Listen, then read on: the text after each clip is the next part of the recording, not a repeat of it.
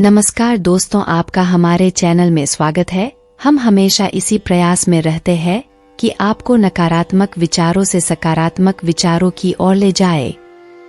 Video शुरू करने से पहले हम आपको कुछ धुन सुनाते हैं ताकि आप हमारे साथ पूरी तरह से जुड़ सके और वीडियो का लाभ उठा सके। यह म्यूजिक आपको शांत रखने में मदद करता है और आपके मन को हील करता।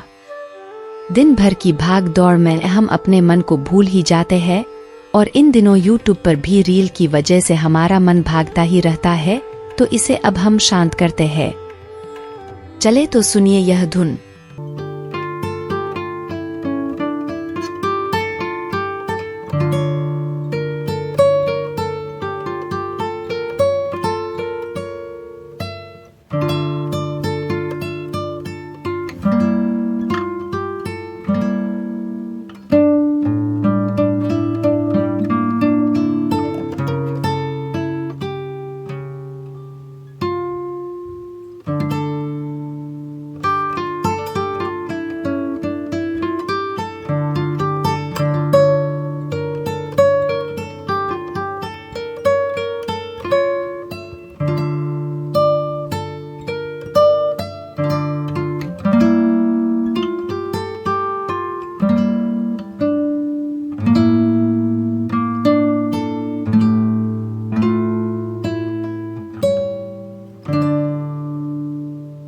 हम आशा करते हैं कि अब आप पूरी तरह से शांत हो चुके होंगे और अब आप कहानी सुनते सुनते नींद की ओर बढ़ सकते हो। रास्ता बहुत लंबा था। गौतम बुद्ध और उनके शिष्य बहुत देर से यात्रा कर रहे थे, जिसके कारण उन्हें बहुत प्यास लग रही थी। कुछ ही दूरी पर एक बरगद का वृक्ष खड़ा था, जिसकी घनी छाया में सभी लोग पहुंच गए। महात्मा बुद्ध ने अपने शिष्यों के साथ वृक्ष की छाया में विश्राम करना शुरू किया। बहुत देर से चलने की वजह से सभी का गला प्यास से सूख रहा था। यह बात बुद्ध जानते थे। बुद्ध ने अपने एक शिष्य को कहा, आप इस बरगद की छाया से 20 कदम दूर जाकर बरगद की 2 बार परिक्रमा करके वापस आओ। शिष्य ने वैसा ही किया जैसा बुद्ध ने उसे बताया था। परिक्रमा के बाद जब शिष्य महात्मा बुद्ध के पास लौटा तो बुद्ध ने कहा, क्या तुमने किसी ठंडी हवा का अनुभव किया? शिष्य ने कहा, हाँ महात्मा बुद्ध, उस उत्तर दिशा की तरफ से मुझे कुछ ठंडी हवा का अनुभव हुआ था। बुद्ध ने शिष्य से तुरंत कहा, उसी दिशा में चलो, जरूर वहां से कुछ ही दूर पर एक तालाब मिलेगा। उस तालाब से सभी के लिए पानी लाओ। शिष्य ने उसी दिशा में कुछ दूर जाते ही देखा कि वहां सचमुच एक तालाब था। तालाब को देखकर शिष्य बहुत प्रसन्न हुआ और तालाब के निकट जाकर जैसे ही पानी भरने वाला तालाब के पास पहुंचता है, शिष्य की नजर दूर की ओर जाती है, जहां तालाब में कुछ स्त्रियां कपड़े धो रही होती हैं। यह देखकर शिष्य मन में सोचता है कि यह पानी तो गंदा हो गया है। लेकिन जब शिष्य ध्यान से तालाब के पानी को देखता है तो उसे पता चलता है कि अभी भी तालाब का कुछ पानी साफ है। इतने में 2 बैलगाड़ी जोर से तालाब के किनारे से होकर निकलती हैं।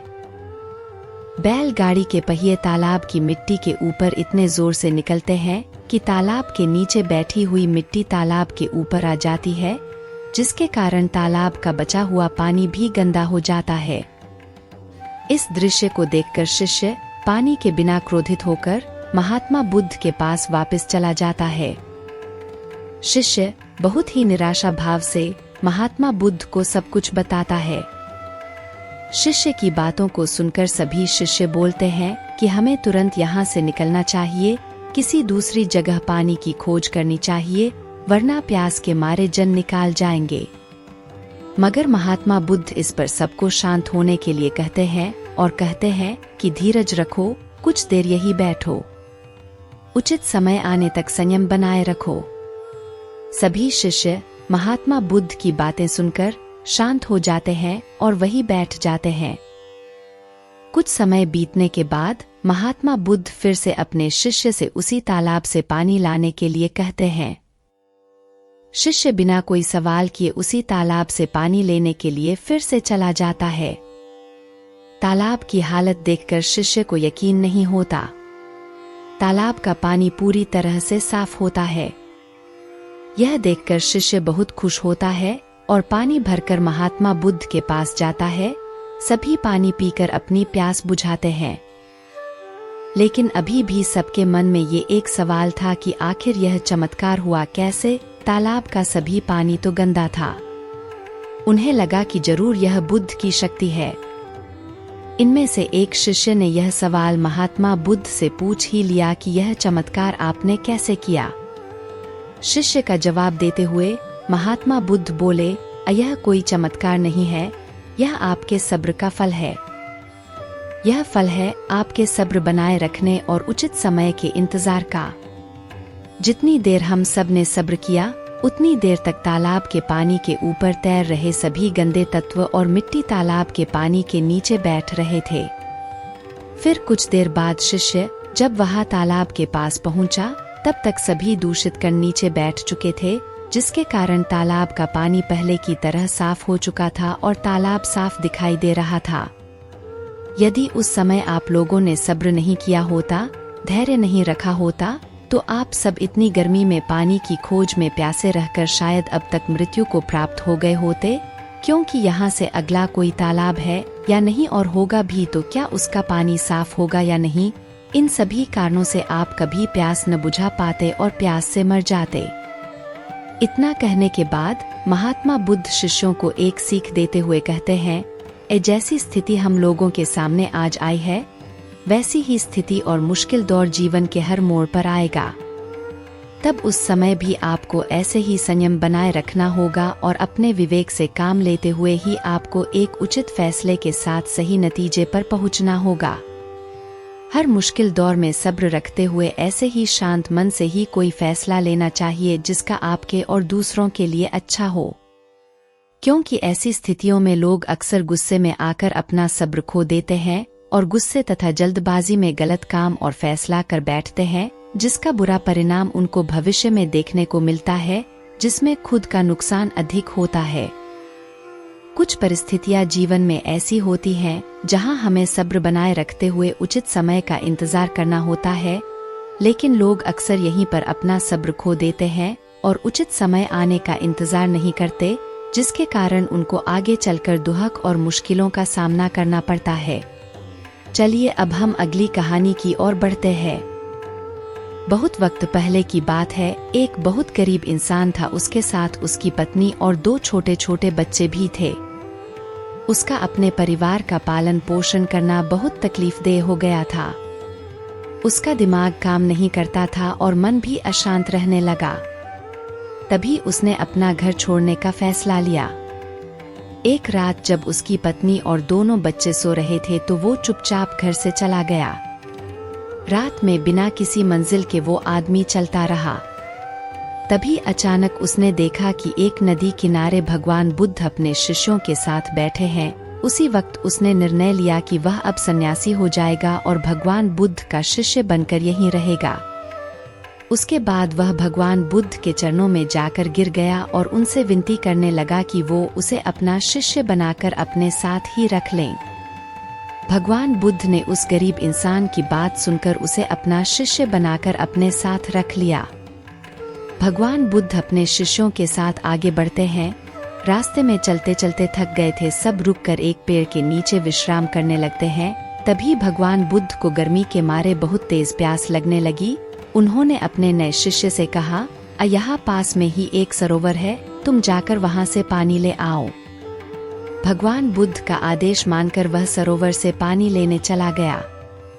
जब वह सरोवर के पास पहुंचा तो उसने देखा कि कुछ जंगली जानवर सरोवर में उधम मचा रहे हैं।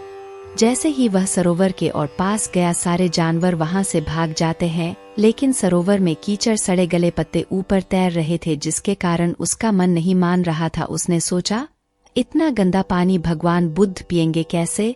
फिर वह बिना पानी लिए वापस लौटता है और आकर बुद्ध से बोलता है, भगवान उस सरोवर में तो बहुत ज्यादा गंदा पानी है, वो पीने लायक नहीं है। अपने शिष्य की बात सुनकर भगवान बुद्ध थोड़ी देर चुप होकर बोले, जाओ उसी सरोवर से जाकर पानी लेकर आओ। भगवान बुद्ध का आदेश मानकर वह वापस से सरोवर की तरफ चला गया, लेकिन वह मन में यही सोच रहा था कि भगवान बुद्ध इतने गंदे पानी को कैसे पिएंगे। जैसे ही वह सरोवर के पास गया वह ये देखकर चौंक गया कि सरोवर का पानी एकदम निर्मल और स्वच्छ हो गया है और अपने स्वभाव में बह रहा है। उसने पानी लिया और भगवान बुद्ध के पास आते ही उनसे प्रश्न करता है, अब भगवान, थोड़ी ही देर में सरोवर का मैला पानी इतना साफ कैसे हो गया? फिर बुद्ध ने उसे समझाते हुए कहा, अजब जानवर पानी में उधम मचाए हुए थे तब सरोवर का कीचड़ उभर आया था, लेकिन कुछ देर शांत रहने पर कीचड़ फिर से नीचे बैठ गया और पानी पहले जैसे फिर से निर्मल और स्वच्छ हो गया। ठीक इसी तरह से हमारे मन की स्थिति भी ऐसी ही होती है। जीवन की कठिनाइयों और भाग दौड़ हमारी मन में उथल पुथल पैदा कर देती है, जिसके कारण हम बिना सोचे समझे गलत निर्णय ले लेते हैं।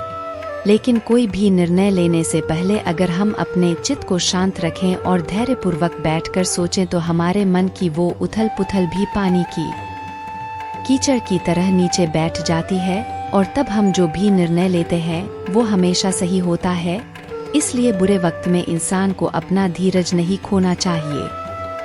भगवान बुद्ध की यह बातें सुनकर उसका दिमाग खुल जाता है और जब वह शांति से बैठकर सोचता है तो उसे अपनी ही गलती नजर आती है। फिर उसे समझ में आता है कि उसने अपना घर छोड़ने का गलत निर्णय लिया था। फिर वो भगवान बुद्ध के चरण स्पर्श करके उनसे आज्ञा लेकर अपने घर और वापस चला जाता है। हमें खुशी है कि आप हमसे जुड़े और हमने आपके मन को एक नई कहानी से अवगत किया। चलिए अब हमें भी इजाजत दीजिए, मिलते हैं अगली कहानी के साथ। तब तक आपका और आपके परिवार का ख्याल रखें, क्योंकि उन्हीं की वजह से आप यहाँ तक पहुँचे हो। कुछ चीजें होने के बाद हमें उनका एहसास होता है। नमस्कार।